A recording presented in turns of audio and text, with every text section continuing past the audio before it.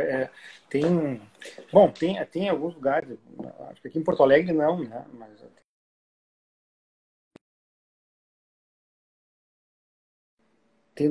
eu voltei.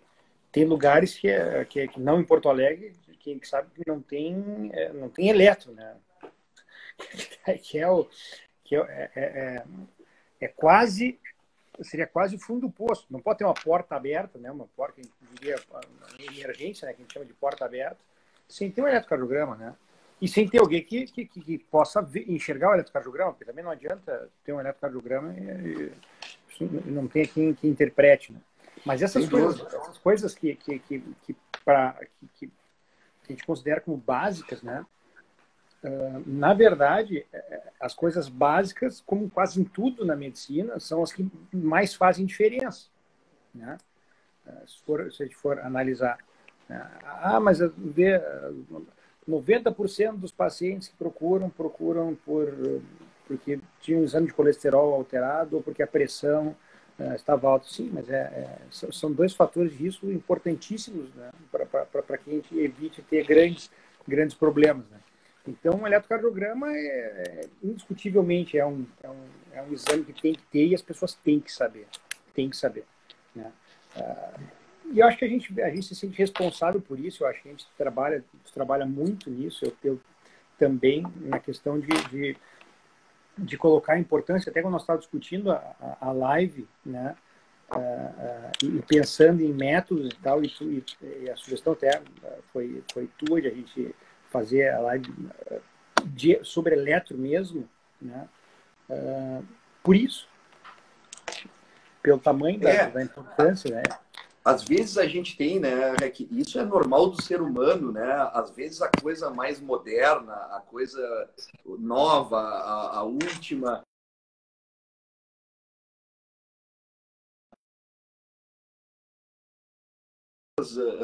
com algumas coisas que nos são peculiares também, e a gente tem essa tendência, assim, à medida que vai passando o tempo e vão surgindo coisas diferentes, a gente achar que as antigas não são tão importantes, né?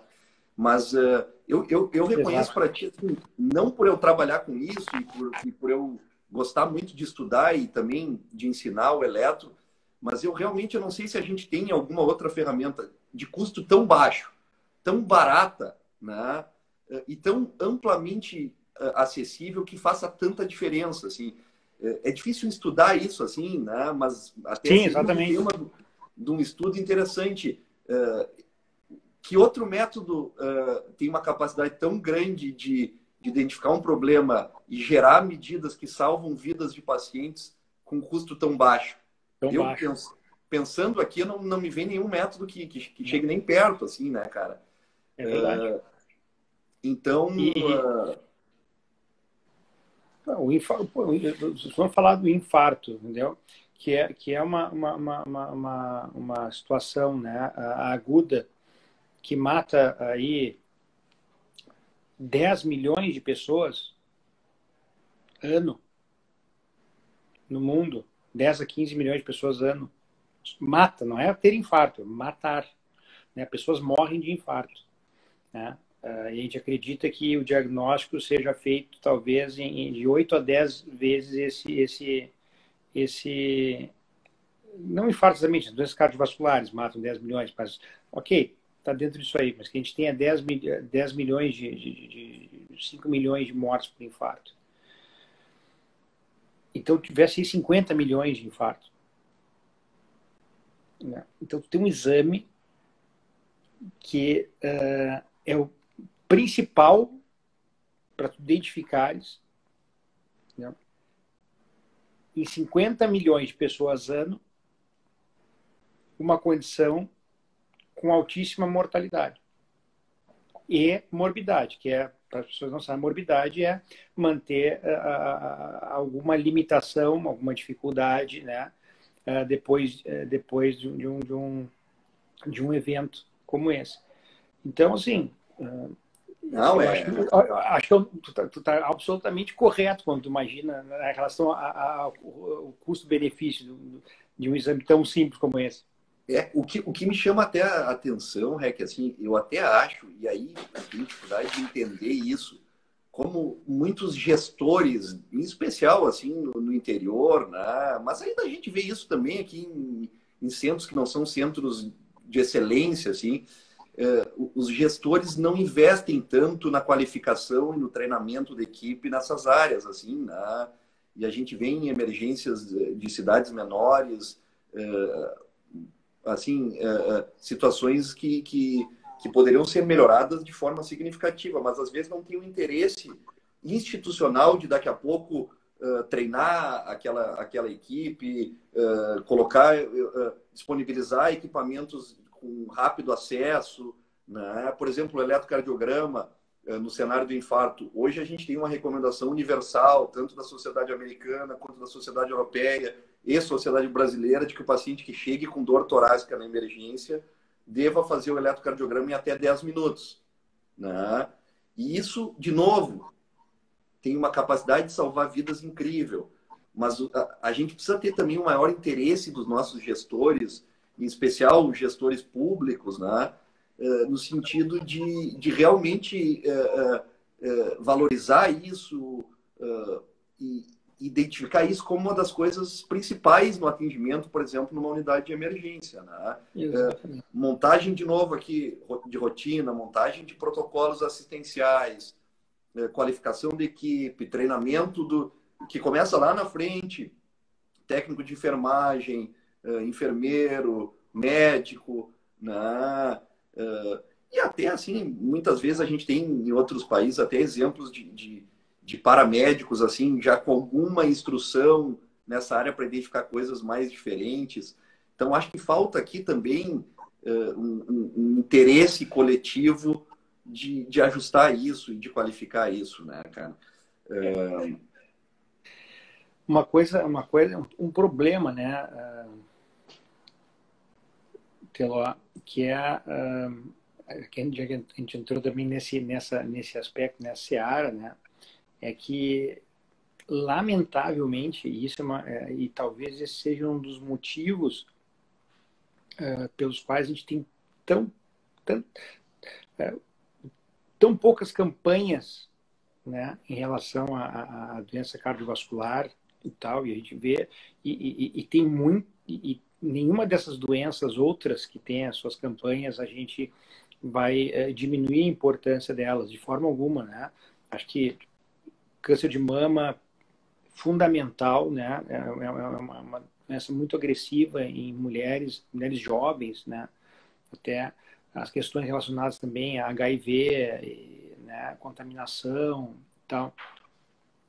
Mas apesar do glamour do órgão, né? Do coração, certo? As doenças deles são quase que um patinho feio, assim, do ponto de vista até de marketing político, né?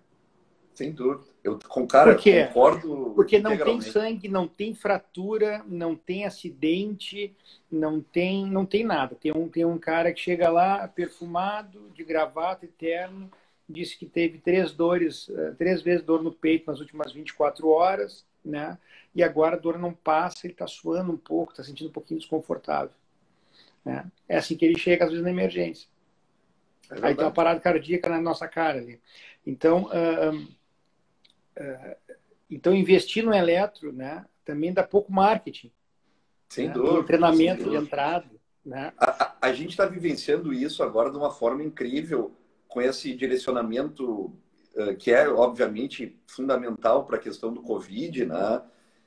Mas eu te reconheço que eu não vi em instituições públicas, assim, e ministério, nenhum tipo de aviso de que houve uma diminuição drástica dos casos de infarto, de que as pessoas eventualmente poderiam estar ficando em casa com infartos e isso teria uma repercussão clínica grande, campanhas alertando que pacientes com quadro clínico tipo infarto ou tipo AVC que se direcionem às emergências, apesar da pandemia do coronavírus, né?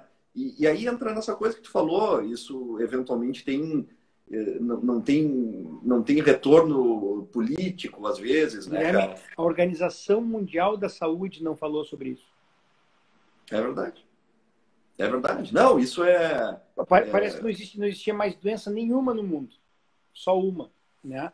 E aquilo que a gente começou a fazer, inclusive um dos motivos pelos quais eu comecei a fazer as lives, faz 2 meses já eu estava vendo que tinha começado, foi também, né, trazer uma coisa assim de, primeiro, né, trazer pessoas sérias, pessoas que eu admiro profissionalmente, para a gente conversar seriamente, né, porque parece que só existe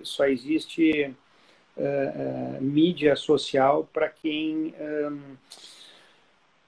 vamos dizer, que se preocupa mais com a mídia do que com as questões relacionadas à saúde mesmo, né?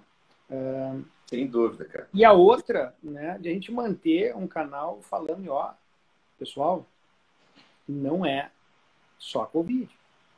Né? Tipo, hashtag fique em casa, né? Hashtag se não precisar ir para o hospital. Não, cara, sem dúvida. Eu acho que essa, né? Às vezes o cara tem que. O médico e o cardiologista sério, ele tem que ter a coragem de iniciar coisas desse tipo que a gente está fazendo aqui. Né? Porque realmente isso às vezes é ocupado por colegas com perfil diferente, assim, né?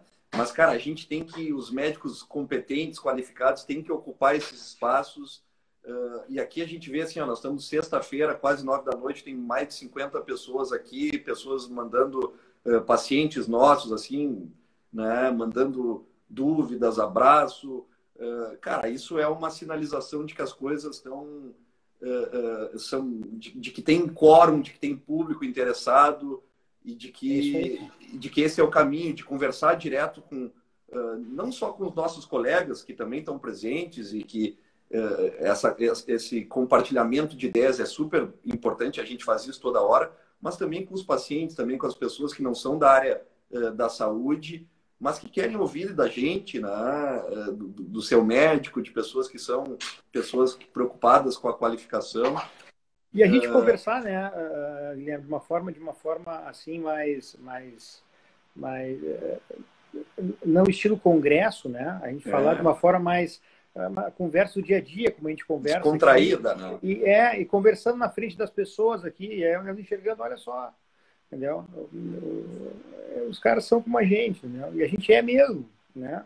Com todas as nossas coisas. E, especificamente nesse assunto, nesse assunto nós somos pessoas que estudam, trabalham nisso no dia, e a gente realmente tem experiência e conhecimento, e a gente está colocando isso, né, para as pessoas. Mas eu pessoalmente tenho me, como é que eu vou dizer, tem sido gratificante, tenho me divertido com isso, assim, por uma sensação de que a gente juntos, né, nós todos aí estamos fazendo alguma coisa sem dúvida. Legal. Cara, acho que essa é uma missão nossa. Com certeza vai ter várias pessoas que vão sair daqui hoje disseminando isso que a gente está falando, cada um no seu ambiente de vida, transmitindo isso, ressaltando a importância, avaliando essas coisas de emergência, assim, né? Então, acho que isso vai ser bacana, assim, né, cara? E o eletro, ele, por exemplo, o QT, né, a avaliação do QT que a gente faz Sim. em repouso, né, e também no esforço, é uma situação assim que tem uma série de peculiaridades no processo de mensuração, no processo de análise, saber identificar, usar uma fórmula quando a frequência cardíaca é normal, né, já se o paciente tem uma frequência abaixo de 60 ou acima de 90, a gente tem que lançar mão de outras fórmulas, né? Essas minúcias que são do cardiologista